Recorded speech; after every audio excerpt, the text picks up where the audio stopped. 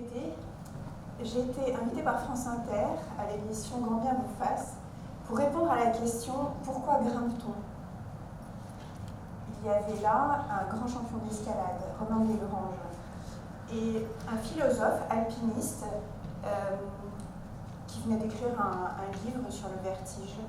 Et j'étais là. J'étais là parce que je venais de gravir les 82 sommets de plus de 4000 mètres des Alpes sans prendre de remontée mécanique.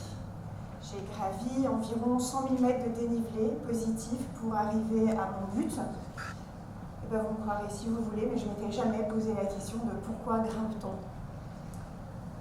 Et pourtant, la première réponse qui m'est venue à l'esprit, c'était pour voir plus loin.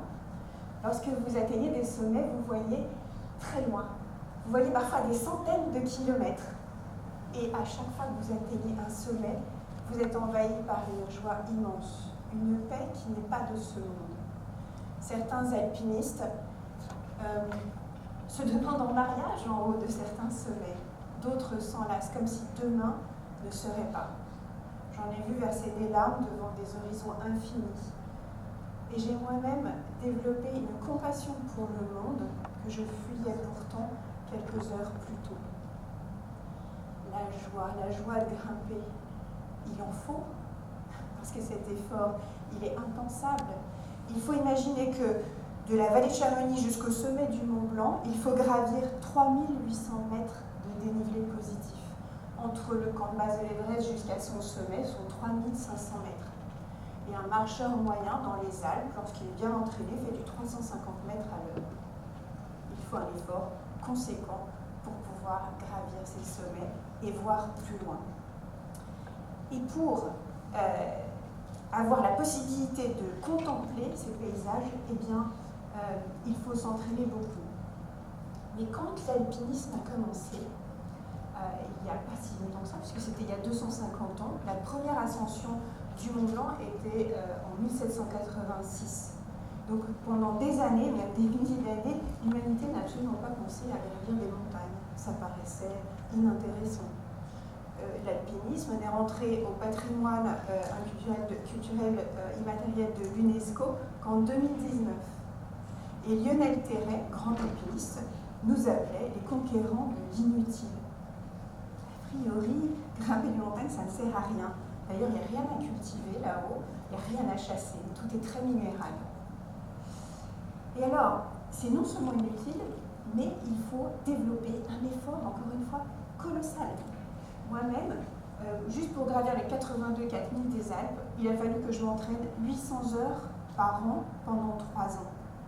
Donc pendant 2400 heures, j'ai couru, j'ai grimpé, j'ai fait de la musculation, du vélo, et je suis allée en montagne toutes les 6 semaines.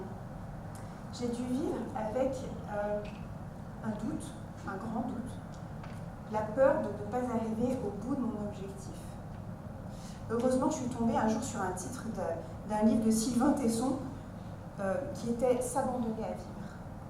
Ce jour-là, j'ai compris quelle attitude je devais adopter. Si je commençais à penser à mon objectif final, je n'allais pas y arriver, probablement pas, et surtout, je n'allais prendre aucun plaisir. Alors que si j'acceptais d'évoluer avec des contours flous, si j'acceptais mes incertitudes, alors, et si surtout je m'ancrais dans l'instant, comme aujourd'hui, alors j'allais profiter de l'instant. Et j'allais pouvoir aller plus loin. Peut-être que certains d'entre vous font du trail, vous savez, ces courses en haute montagne, enfin en montagne plutôt, qui vont de 100 à 170 km, parfois même plus. C'est complètement fou quand vous êtes sur la ligne de départ, si vous pensez à vos 170 km à parcourir, vous n'y allez pas. En revanche, si vous commencez à saucissonner, ça devient possible.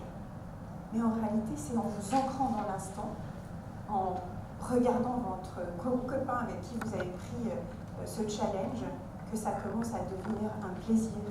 C'est peut-être en discutant avec votre copain dans les descentes que vous allez vraiment ressentir des grandes sensations. Et c'est en regardant également les supporters que l'expérience va devenir fantastique. S'ancrer dans l'instant, voilà une des belles solutions pour voir plus loin. Une de mes cousines m'a dit « Je ne comprends pas.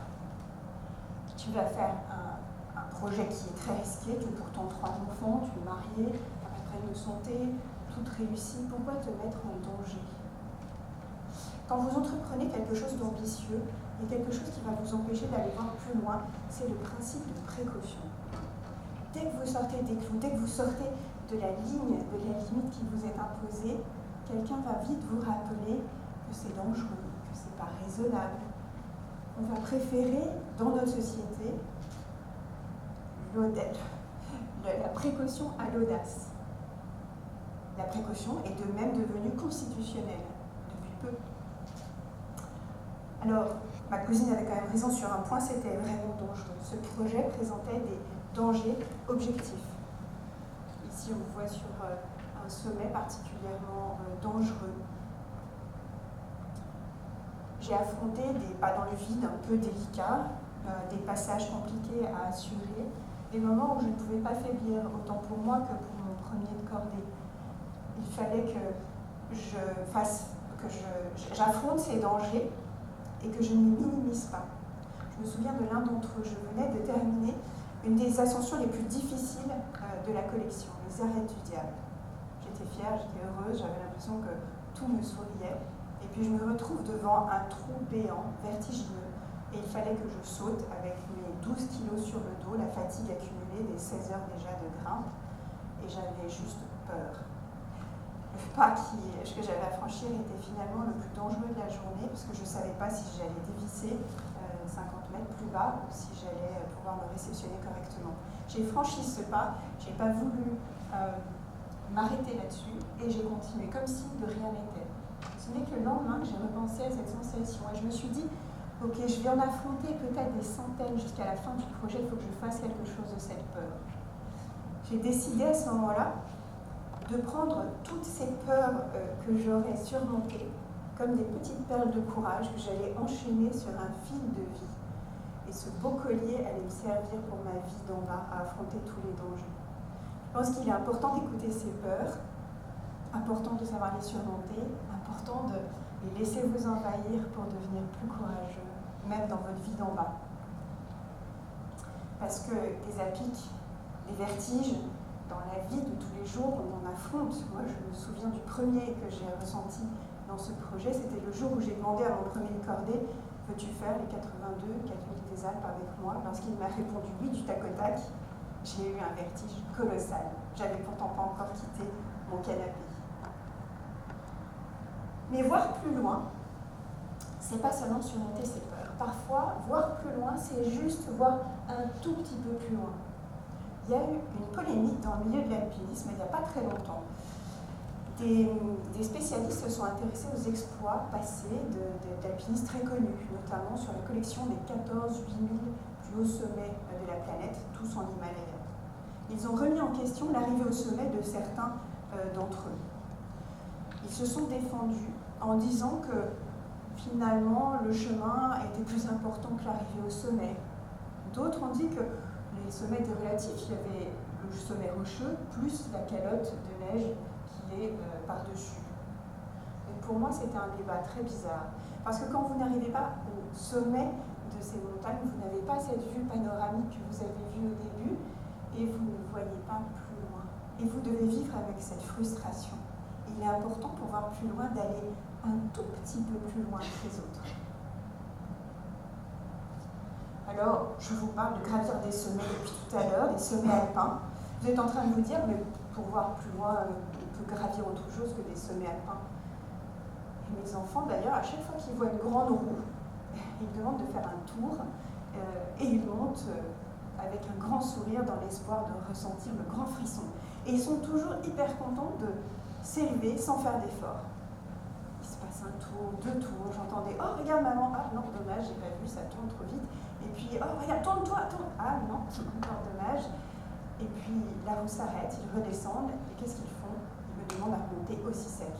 Pourquoi? Parce qu'ils ont eu juste le temps d'emmagasiner assez de frustration pour redemander un autre tour. C'est bizarre parce que moi, quand je rentre de montagne, j'ai absolument pas envie d'aller y retourner tout de suite. J'ai envie d'aller me coucher et de profiter de toutes les sensations que j'ai ressenties.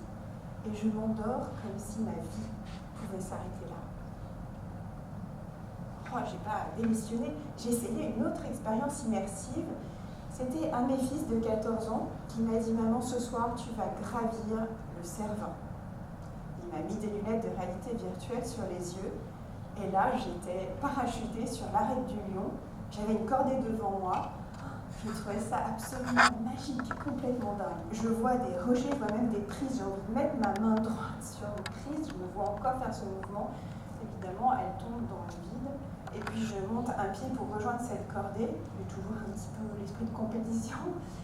Et puis, le pas tombe également dans le vide. Je me retourne. Et puis, je vois des vieilles copines, des sommets de 4000 mètres qui entourent le Cervin. Il y a la dent blanche, il y a également la dent des Reims. Et là, je respire à fond, comme j'aime le faire en montagne, sauf que c'est un air très chaud qui entre dans mes poumons. Et là, je trouve que c'est trop. Ça fait 4 minutes que j'essaye de retrouver les sensations que j'ai là-haut. Je pose les lunettes de réalité virtuelle sur la table. Je suis complètement déboussolée par l'expérience. Et mon fils est profondément déçu. J'aimerais vraiment vous dire aujourd'hui qu'il ne faut pas se tromper d'expérience. Pour voir plus loin, il faut vraiment investir son corps.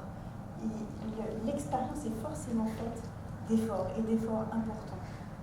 C'est important. Dans une vie, pour voir plus loin, il faut absolument se donner les moyens d'ajouter une dimension à votre vie. Dans mon cas, ça a été la verticalité. En mettant de la verticalité dans ma vie qui était faite de plats, de plans, j'ai ouvert un champ possible incroyable. Mais si la dimension n'est pas verticale, me direz-vous, il y a plein d'autres possibilités. Elle peut être sociale, elle peut être humanitaire. Un jour, un homme, guide de montagne, médecin et diacre, a monté cette association 82 4000 solidaires. Son pari, c'était d'emmener des gens de la rue, des laissés pour compte, des gens qu'on ne voit même pas dans notre vie d'en bas, et de les emmener sur des sommets des Alpes. Il leur a redonné une dignité. Et à moi, il m'a appris que je pouvais contribuer, même dans mon milieu, à plus de justice sociale. Alors ma question aujourd'hui pour vous, c'est de savoir si voir plus loin, c'était pas voir au-delà de soi.